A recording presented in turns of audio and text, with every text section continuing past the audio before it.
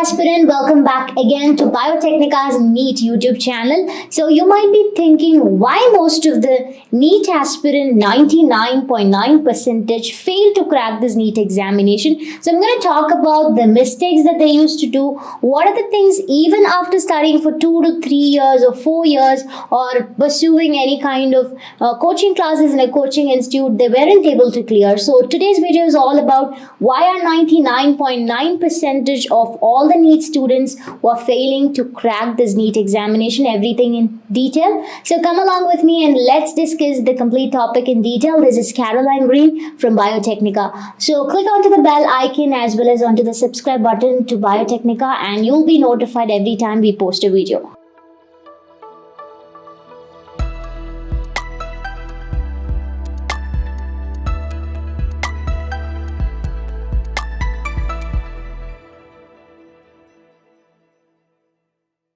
So why 99.9% of the students fail in NEET examination? Yes, the first important thing is overconfidence. There is always a thin line between what is confidence, what is overconfidence, and being less confident. So being overconfident at times makes people to think wrongly or make wrong decisions or make choices very wrongly or to click onto any of the options which is actually wrong. So confidence is crucial, but having overconfidence is really not good enough when it comes to very specifically any kind of competitive examination, because there is a very thin line between what is confident and being overconfident. So never ever be overconfident when you are going for any competitive examination. The second one is lack of self-assessment. Yes, this is one of the important thing. When you are a NEET aspirant, you need to do a self-analysis of yourself. So there are a lot of students who used to study for NEET examinations but without a vision or without knowing the self-analysis of themselves. If they're not going to do that, it's going to be very difficult, because there are some students who would not know which is the strongest subject for them, which is the weakest subject for them, which is the strongest topic, the weakest topic for them. So this is one of the things. If you're not going to know what is your weakest point and what is your strongest point, you cannot study a lot in the strongest point and revise a lot on your weakest point. So lack of self-assessment is one of the reasons that most of the 99.9% of the student fail in NEET examination. So there is a lagging of understanding about what is the self-assessment. And if you do a self-analysis of yourself, you will get to know. Suppose there might be a candidate who would not be very good enough in physics, which means you have to spend a lot of time on physics.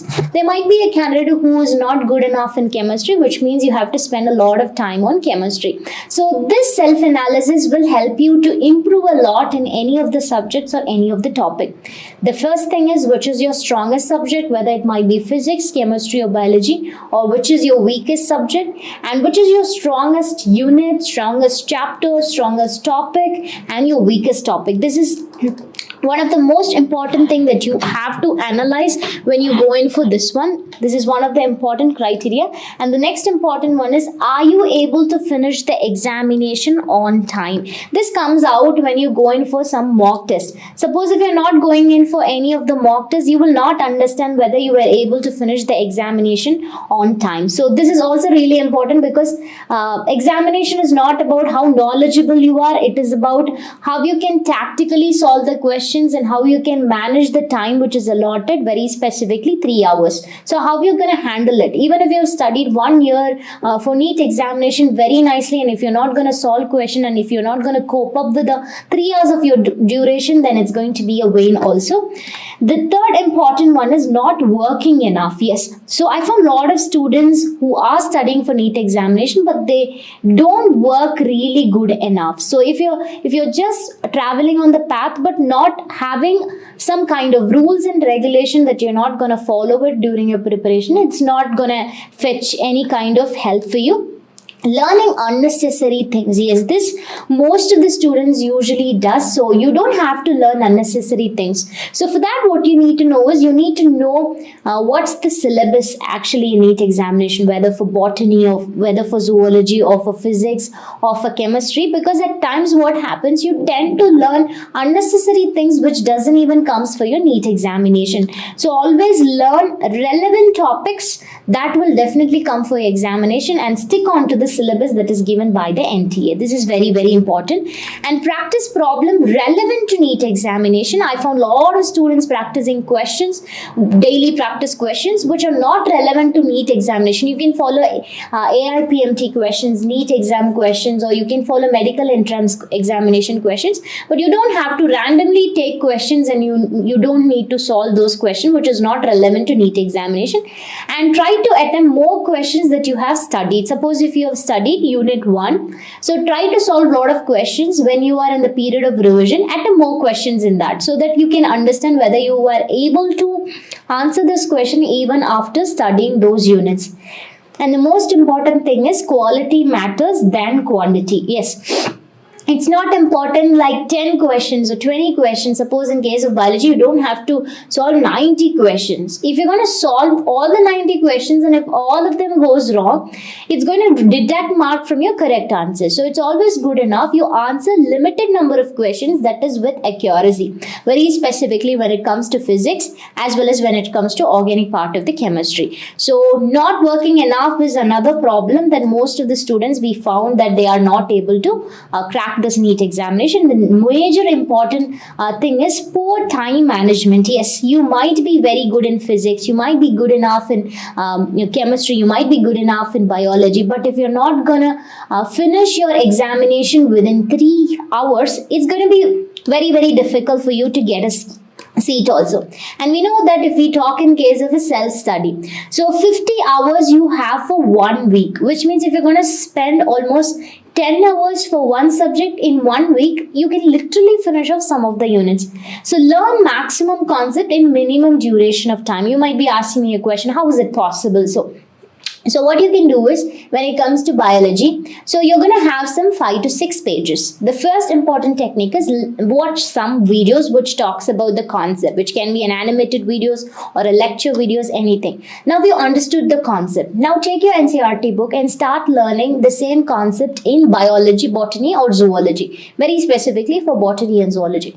After studying those concepts, what you can do is you just write a mind map by yourself. Suppose when we talk in case of hormones, auxin, cytokines, gibberellin, abscisic acid, ethylene. So you would be forgetting the functions. And when it comes to morphology, you would be forgetting the examples which is given for different type of flowers, leaves, and all the things, modified stems, modified roots. So what you can do is make a tabulation or make a mind map in only 1 pages. So if you're going to do that, what you're exactly doing is you're learning a very big concept in a minimum time.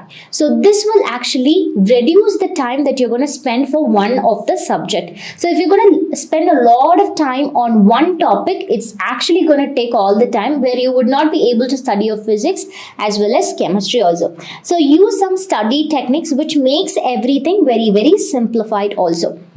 The next important one is not able to remember concept. Yes, this usually happens for most of the students who write any competitive examination. So NEET is no exception to it.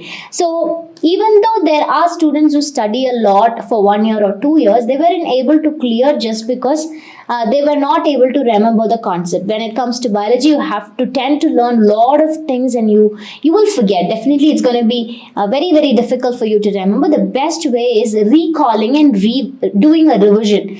And you can do some tools, as I already mentioned. What you can do is study a topic or study a unit or a chapter for 1 week, or 1 or 2 chapters for 1 week. The next week, when you're going to start up with the chapter number 3, for 1 to 1.5 hours, what you can do is you just have to sit and remember whatever you have read, whatever you have studied, or after recollecting, or you can teach to somebody else so that you will never forget, or take your NCERT book and read it once again. So revising is very, very must when it comes to NEET examination, because you might be very good enough in your subject, but if you're not going to revise it, you might miss the options also. So revision and recalling is definitely a must. So you can use some of the tools to remember some concepts, like you can use flowcharts, mind maps. Very specifically for physics and chemistry, you can go for some formula sheets, pictorial representations, stick notes. Definitely most of the students follow stick notes, and you can remember some of the organism by giving names or by giving stories and diagrams, and some people can usually concise a note of all the entire chapter within one page itself. That also you can actually follow. So if you're going to do that at the final revision, you can literally see onto the pages that you have done and you can go for the examination. The previous 2 to 3 days you can't take your NCERT book and read all the chapters and all the unit in one slot. That's not possible because you already learned it. So it's better to go for these kind of tools also.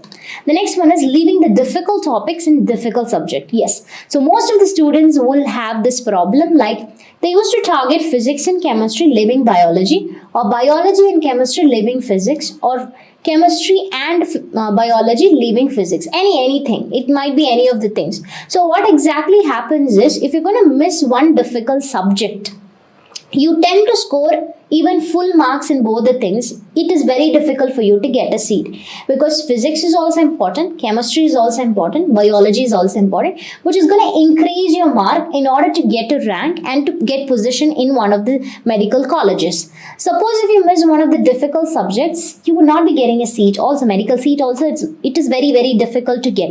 And the next important thing is leaving difficult topics in a subject. Suppose let's talk in case of biology.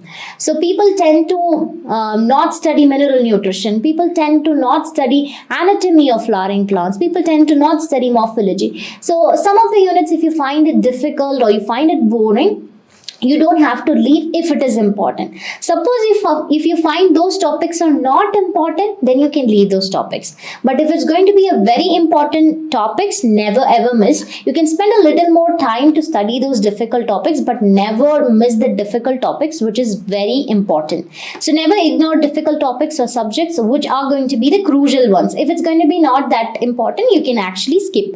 And difficult topics fetch you high marks also if you understand the concept, because anything that you understand will always become very, very easier. So if you're finding those things are very difficult to study, spend a lot of time to understand those concepts. The next one, not studying from the right sources. Yes, there are students who takes a lot of books and study it from a lot of books. It's not that important to study it from all the books and learn all the things. It's going to be a rejection game. So what you have to do is you need to know what to study, what not to study. That is very, very important. So we have a separate video on what are the things that you have to follow for your reference purposes, so you can watch it out. And the next one is going to be spending too much of time on one topic. I'm not talking about one subject, one topic itself. If you're going to talk about wave optics, if you're going to study only wave optics for so long, you would miss a lot of chapters. If you're going to sit on to chemistry and study only organic part, you'll miss inorganic and physical chemistry. If you're going to study only botany portion, you're going to miss zoology. In botany, if you're going to target only one cell cycle and cell division, you're going to miss a lot of things. So spending too much of time on one topic is not advisable. So have a time slot for studying any topic or any subjects. And the most important thing is lack of consistency. Yes, people used to start very bravely, very motivated when they start. But what exactly happens after 2 to 3 months? We tend to see the lack of motivation or the lack of consistency. So if you're not going to be consistent of following a specific timetable and finishing off the target, it's going to be very difficult for your revision time. So always be consistent. So most of the students lack this consistency, and that's the main reason 99.9% of the students weren't able to crack this NEET examination. And no track of study plan. Yes, you make a study plan. I understand that most of the students make their study down, but it is very, very important that you have a track of your study time. Suppose if you have decided to finish off unit number 1 by today itself, or a chapter number 1 by today itself, finish it off on the same day itself. Do not pile up things. So if you're not going to have a track of your timetable, so what exactly happen? You tend to have a lot of things piled up. So never do that. So stick to your study plan and keep a track of it, and finish all the assigned tasks which is done daily, weekly and monthly. This is very, very important. The next important thing is too much of stress. Yes, this is obvious because you're going to write a competitive examination. It's natural enough that you're being stressful or depressed. But too much of stress is not advisable, I would say, because what exactly happens is when you're too stressful or depressed, you tend to make a lot of mistakes, even though you know the answers. This will happen when you're going to mark your answers in your OMR sheet. You will use to skip the question numbers, or you think that's the correct answer, but being very stressful, you tend to answer the question very wrongly also. So always be patient, never lose your focus at any point of time. This usually happens for most of the NEET aspirant.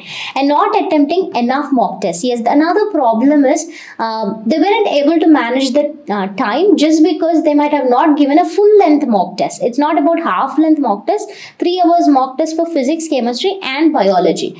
You need to always attempt enough mock tests. It might be variable according to the potential of each individuals also. So it's always mandatory to have a full length mock test. It can be how many ever is possible, you can do it. You can also write some weekly regular practice, chapter wise tests, unit wise tests, subject wise tests. Everything is important, but the most important mandatory one is giving up a full length mock test. The next one is exam day fear. Yes, of course, it's obvious because you're going to write an examination which can sometimes make you get frightened how you're going to score in this examination. It's all apart. After your examination comes the fear. So what you have to do is that is the day that is going to decide your life. In such cases, revise it very nicely, go to the examination, try your best and give yourself the best thing. Never think about what's going to come back after the examination. So no exam fear. Of course, you tend to have, it's natural, but you can also remove those exam fears. So forget everything that you should never forget everything that you have studied. Always remember everything. Practice, exercise, breathing techniques. You always need to do something like in order to prevent you from forgetting things or exam day fear. If you're going to have it, just breathe out for some time and recollect what you have learned and be confident. The most important thing is believing yourself. Yes, even though students study for almost 2 years or 1.5 years or 3 years, they used to lag this one thing. Will I be able to clear NEET examination? Is it possible for me to do? See, if you have done it for 1 year or 1.5 years, you need to have the courage. Yes, it is possible for me to do it really good. So always believe in yourself. That's the most important thing. And these are some of the reasons that most of the students, or almost 99.9% of the students, fail in cracking this NEET examination. So what do you think about it? What are the reasons it might be that most of the students fail in the NEET examination? Put it in the comment section. Thank you all of you for joining.